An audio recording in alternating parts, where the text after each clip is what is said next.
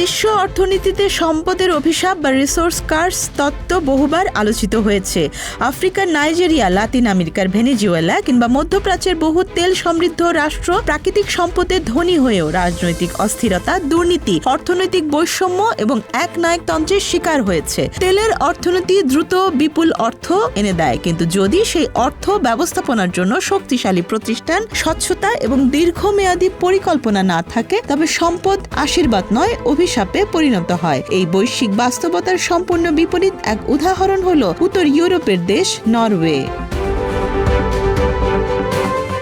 50-এর দশকে নরওয়ে ছিল মূলত মৎস্য নির্ভর একটি ছোট অর্থনীতির দেশ। উত্তর সাগরে তেল গ্যাসের সম্ভাবনা নিয়ে তখনও নিশ্চিত ধারণা ছিল না। 1962 সালে মার্কিন কোম্পানি ফিলিপস পেট্রোলিয়াম নরওয়ে সরকারকে পুরো সমুদ্রাঞ্চলে অনুসন্ধানের একচেটিয়া অধিকার নেয়ার প্রস্তাব দেয়। বিনিময়ে নির্দিষ্ট মাসিক অর্থ দেওয়ার অফার ছিল। সে সময় অনেক দেশের মতো নরওয়েও চাইলে দ্রুত অর্থের প্রলোভনে রাজি হতে পারত, কিন্তু 1963 সালে সরকার একটি ঐতিহাসিক সিদ্ধান্ত নেয়। সমুদ্রতলের সব প্রাকৃতিক সম্পদের মালিক রাষ্ট্র নিজেই। এই নীতিগত অবস্থানই পরবর্তীতে নরওয়ের সাফল্যের ভিত্তি তৈরি করে। 1969 সালের 23 ডিসেম্বর উত্তর সাগরের ইকোফিক্স তেলক্ষেত্র আবিষ্কার হয়। এটি ছিল বিশ্বের অন্যতম বৃহৎ অফশোর তেলক্ষেত্র। এই আবিষ্কার নরওয়ের অর্থনৈতিক ইতিহাস বদলে দেয়, কিন্তু তেল আবিষ্কারই ছিল না আসল সাফল্য। আসল সাফল্য ছিল তেল ব্যবস্থাপনার দর্শন। এই পর্যায়ে গুরুত্বপূর্ণ হয়ে ওঠেন ইরাকে জন্ম নেওয়া ভূতাত্ত্বিক ফারুক আল কাসিম। লন্ডনের ইম্পেরিয়াল কলেজ লন্ডন থেকে পড়াশোনা শেষ করে তিনি তেল খাতে কাজ করছিলেন। ব্যক্তিগত কারণে 1968 সালে তিনি নরওয়েতে আসেন এবং শিল্প মন্ত্রণালয়ে পরামর্শক হিসেবে যুক্ত হন। নরওয়ের হাতে তখন প্রচুর জিওলজিক্যাল ও সিসমিক ডেটা থাকলেও সেগুলো বিশ্লেষণের জন্য পর্যাপ্ত দক্ষতা ছিল না। আল কাসিম দ্রুত বুঝতে পারেন যে বিদেশি কোম্পানিগুলো তথ্য গোপন বা বিকৃত করে নরওয়েকে কম দামে লাইসেন্স দিতে বাধ্য করার চেষ্টা করছে, যা পরবর্তীতে 10 অয়েল কমান্ডমেন্টস নামে পরিচিত হয়। এর মধ্যে সবচেয়ে গুরুত্বপূর্ণ ছিল গ্যাস ফ্লেয়ারিং নিষিদ্ধ করা।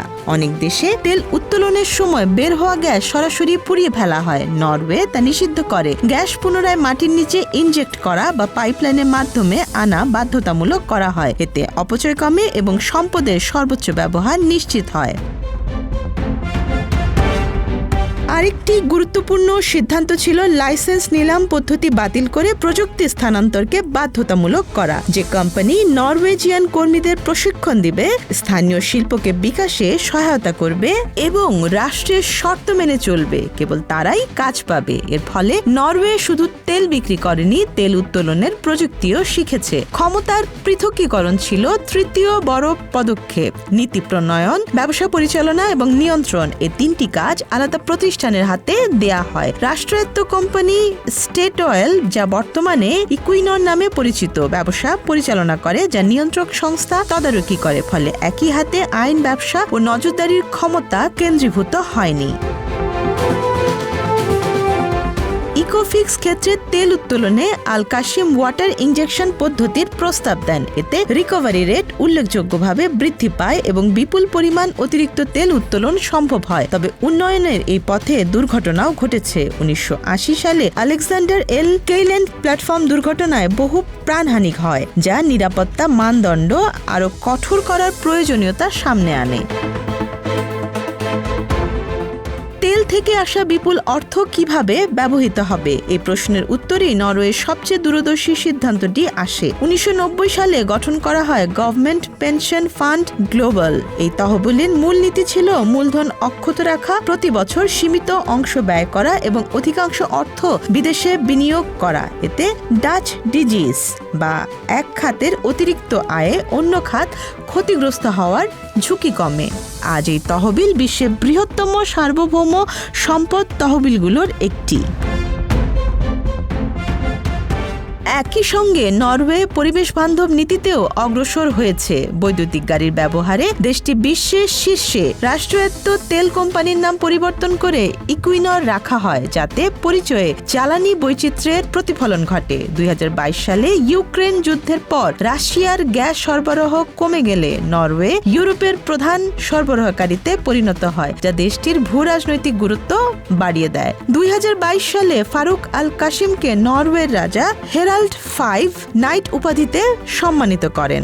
একজন শরণার্থী থেকে জাতীয় নীতির স্থপতি হয়ে ওঠার এই গল্প নরওয়ের প্রাতিষ্ঠানিক শক্তি ও মানব সম্পদ মূল্যায়নের ক্ষমতার প্রতীক।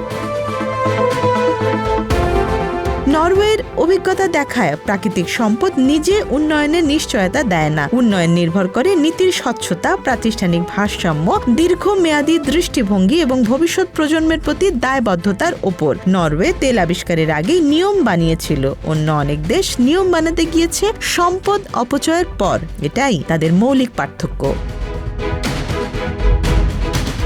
Desk report, Dhaka express.